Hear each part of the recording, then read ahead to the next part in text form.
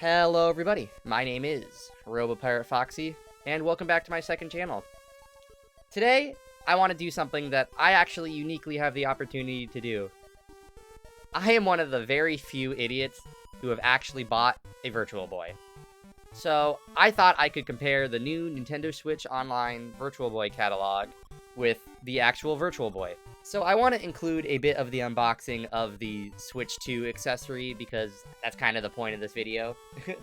But when I first pulled it out, I thought it looked kind of big, which was strange because other than that, it is very highly detailed.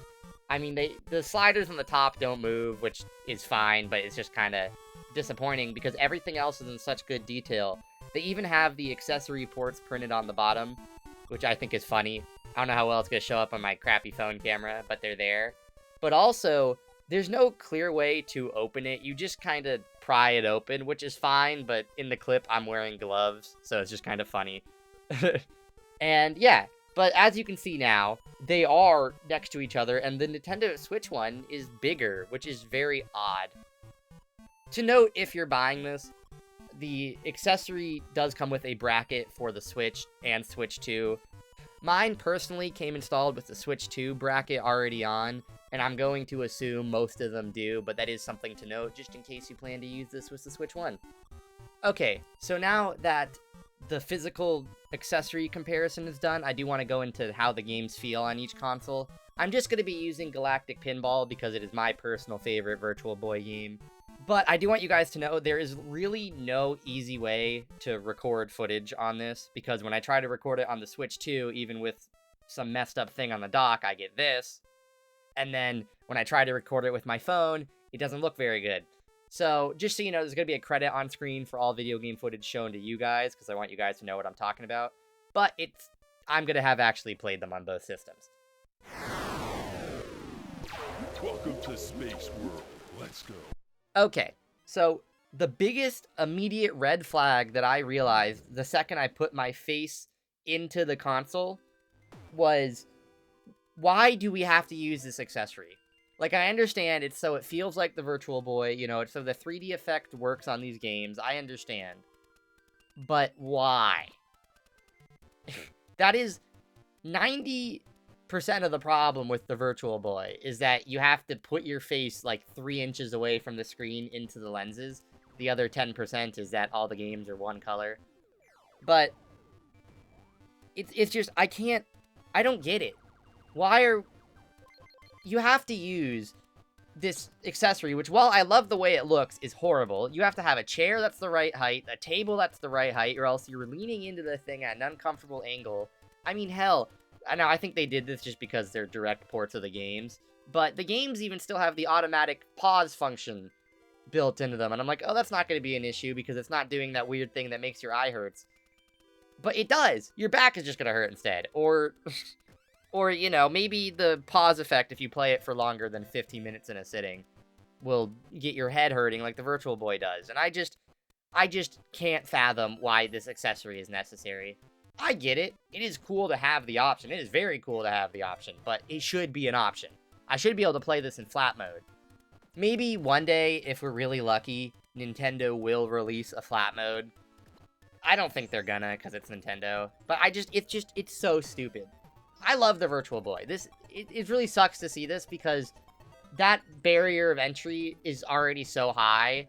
And the fact that you have to buy these other accessories that just suck to use. I love it, but it sucks to use. I just cannot fathom why they made it a requirement. Okay, with that out of the way, we can now talk about the games. And the reason I'm using Galactic Pinball as kind of like the best game to example is, at least in my opinion, when physics get messed up in emulation, it makes it the most annoying thing. And of course, I hold Nintendo to a higher standard of emulation than, you know, regular emulators. But I will say they did a very good job here. I can't tell the difference between, like, I mean, there's differences, obviously, but I can't tell the difference when it comes to the physics of, like, the puck and stuff when you're doing Galactic Pinball, and I think that's pretty cool. Now, I didn't play it for hours and hours, so I'm sure there's something in there on some map that's not exactly the same, but for the most part, it's pretty good.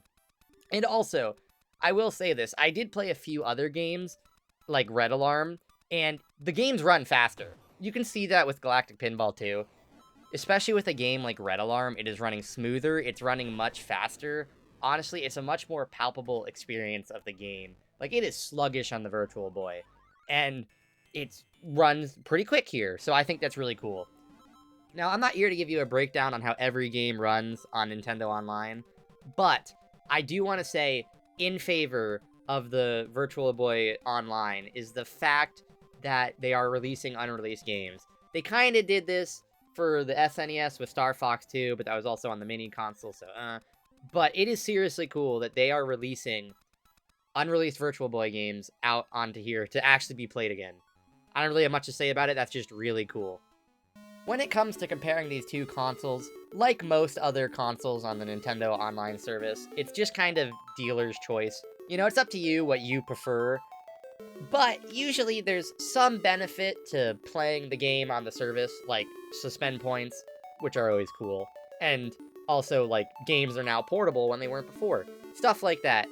But I am gonna say this, with the Virtual Boy, it's just, because you're locked to the accessory, I can't find much reason where you would get more enjoyment outside of playing this on Switch Online instead of with the actual Virtual Boy. Now, of course, to get the obvious out of the way, yes, it's a whole lot cheaper, because in this scenario, you already own the Switch 2 and own Nintendo Switch Online.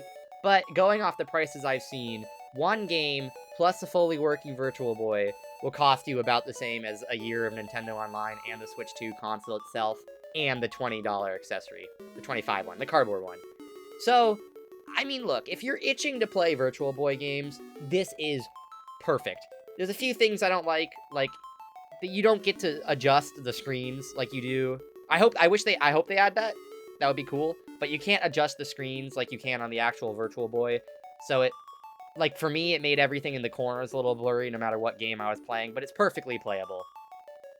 And other than that, it was great. Like I said, that was really the main concern, is you're locked to the accessory. If you really need to play Virtual Boy games, obviously go with this. Even if you spend the $100 on the nice accessory, you'll get much more use out of the Switch as well. So, yeah, thank you all so much for watching, and